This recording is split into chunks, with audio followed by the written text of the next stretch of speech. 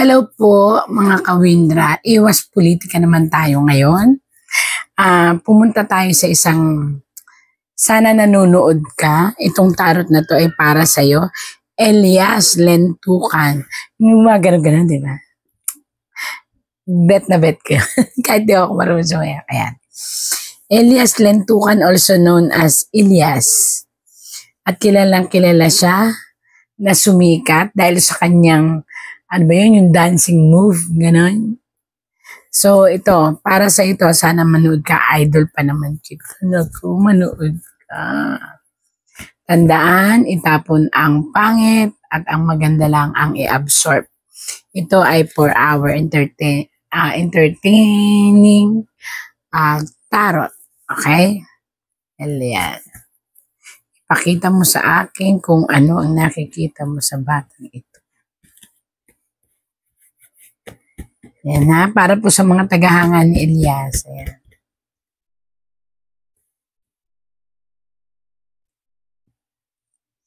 Concentrate talaga yun. Nalilito ang batang ito, whether itutuloy ang kanyang karir or hindi. Nasa gitna siya ng kaguluhan dahil ipit ang kanyang personal life. So, para sa akin, Elias, ito yung dream mo eh. Pero, kinakailangan mo lang sigurong tibayan ng puso, kaluluwa, ganun eh, no?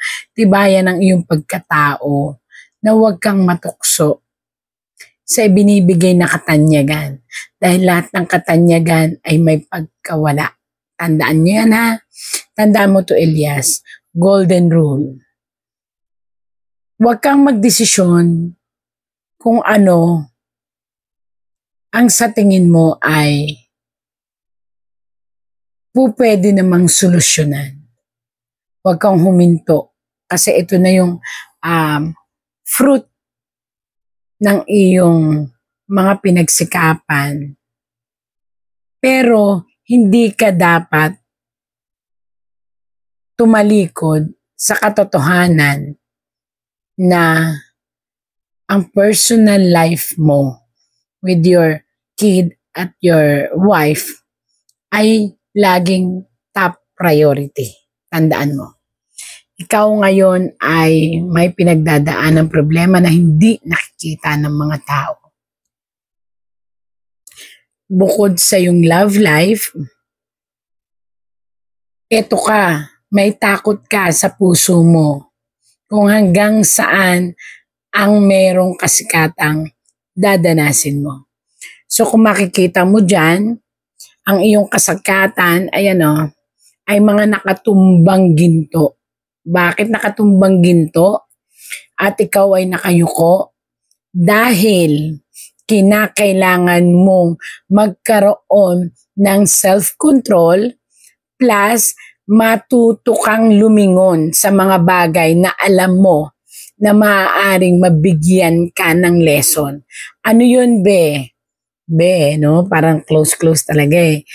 Nakita mo ito na ang gintong yan ay may pula? It means ang iyong kasikatan ay nakakalason. Ang iyong kalikasan ay maaring, ang iyong kasikatan, ang iyong kasikatan ay maaring madala ka sa ibang parte ng mundo ng buhay ng isang mag-asawa. So maaring magkaroon kayo ng problema ng asawa mo at pag hindi naagapan, maaari kayong maghiwalay. Pero tandaan mo, you are the master of your own future. Ibig sabihin, pwede mong pagsabayin ang katanyagan at pamilya. Basta alam mong itop priority ang wife mo, ha? Tapos bakit nakayuko ka dito? Alam mo kung bakit? Natatakot ka kung hanggang saan ang kasikatan na mararamdaman mo.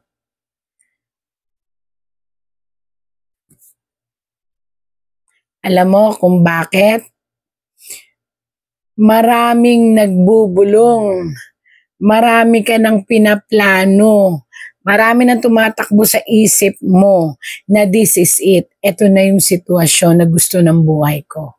Gusto ko sa buhay ko. Hawak ko na ngayon ang yung stick na namumunga. Ibig sabihin, hawak mo na ang katanyagan. Hawak mo na ang popularidad.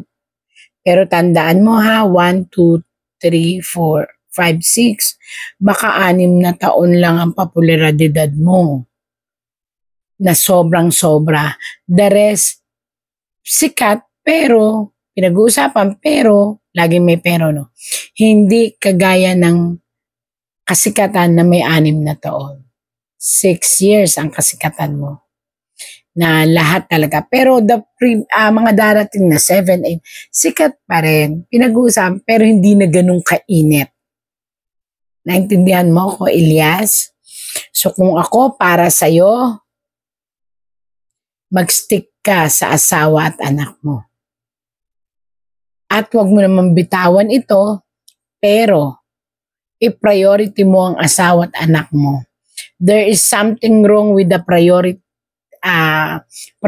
time, priority attention. May pagkukulang ka ng nagagawa dahil sa kasikatan mo. So hindi natin masisisi ang iyong asawa dahil unang-una dumaranas siya ng kasi pagod. Meron din siyang takot. Ha, naintindihan mo? Kung ano ang takot mo, takot din niya. Pero tandaan mo, pwedeng pagsabayin ang iyong karir at ang iyong pamilya. Basta ipa-priority mo ang iyong pamilya at lagi mo silang kasama. Oh, kita mo to? Don't go and run for a wrong road away. Ibig sabihin, huwag kang pumunta sa maling daan. May isang tao na nagpapasikat sa iyo, pero it's either your manager, tandaan mo, or kung may network ka or something. Pero tandaan mo, Elias, ang kasikatan ay may katapusan. Pero ang family, kapag minahal mo yan, hanggang sa dulo, kahit hindi ka na sikat, kayo pa rin. Pahalagahan mo ang asawa mo, huwag kang matutukso. Kasi may tuksong nasa paligid mo. At kung pwede nga, lagi mong kasama asawa mo para ma-secure mo siya. Alam mo kung bakit ko to sinasabi sa'yo? Nanghihinayang ako sa'yo. Kasi pwede mong pagsabayin ang karir. Lagi ka pa, kanina pa lang sinasabi ko yan, pwede mong pagsabayin ang karir at asawa o family. Ha? Ang manager mo, lagyan mo siya ng kaunawaan at respeto bilang isang manager. Huwag nang pakialaman ang ekspektasyon ng iyong relasyon personal. Ito yun, ito ang ibig sabihin ng bakit ko sinabi. Siya daw ang manager mo ay para sa pera, para sa pag-angat mo. Pero pagdating sa love life, sa personal nyo ng asawa mo, kailangan respetuhin mo ang asawa mo, okay? Para mawala ang masamang isipan ng mga tao sa paligid nyo. Especially to your manager, ha? Yan, dinidiretso ko yung sinasabi ng tarot.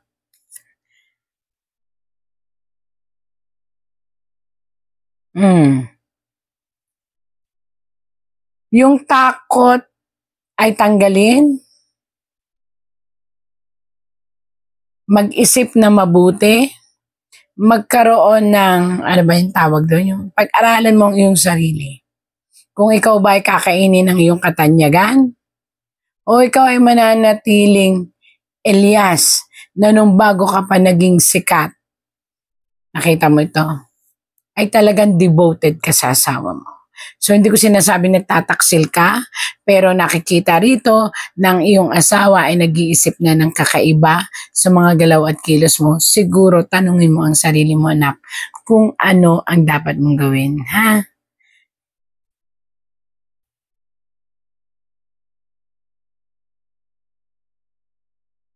Nako,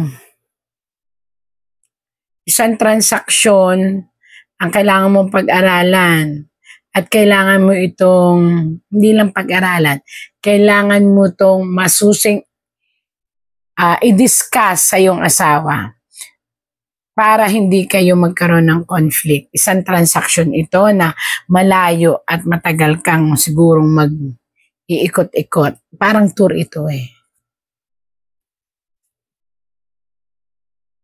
Again and again, ang ikababagsak mo ay sa'yo rin.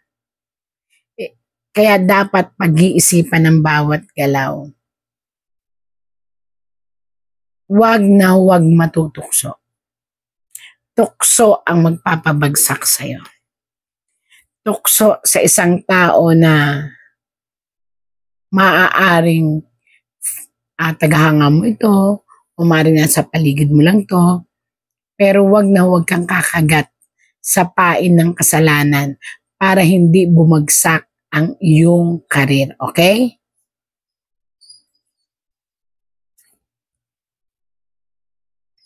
Kaliwanagan ang kailangan mo ngayon, kausap, yung magbibigay sa'yo ng moral support at the same time, ipaparamdam sa'yo na family must be the first. Okay? Yan. Tinuturuan ka ng tarot, ha?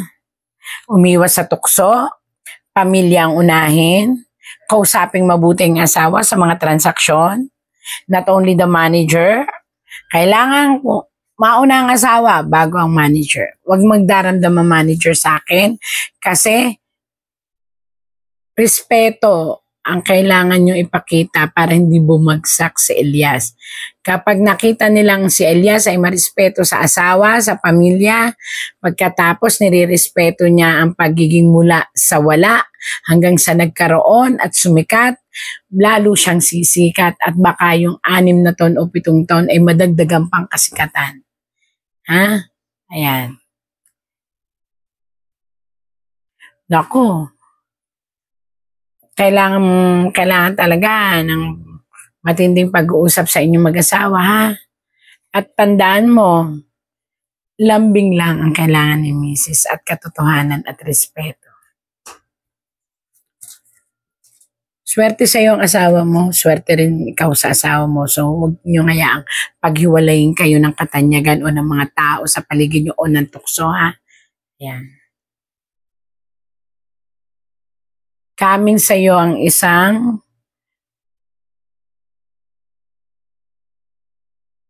kambal. Hindi ko alam kung bata o ano. Basta may kambal swerte na parating sa iyo. Pero ito'y manggagaling sa asawa mo. Di syempre, maring manganak ito. Ulit. Ha? Kaya, bahay, sasakyan, property, lahat makukuha mo. Pero maniwala ka sa hindi, ulit-ulitin ko, lumayo sa mapaglinlang na tukso. Okay ba? Ayan, yun lang ang tarot ko sa iyo. Sana marinig mo ito dahil idol kita. At minsan magsasasayaw na rin ako ng ganyan. Nakakaya pero ganyan. Sige po, babay na po. Again and again, lalo na sa iyo, Elias. Ano man ang pinagdadaanan mong kaguluhan, ang emotional torture, ang takot, kung hanggang saan talagang katanyagan, at ang dinaranas mo sa iyong love life, at sa mga tao sa paligid mo, lagi ka lang magpe-pray and maniwala ka. God give every day a miracle. Bye-bye.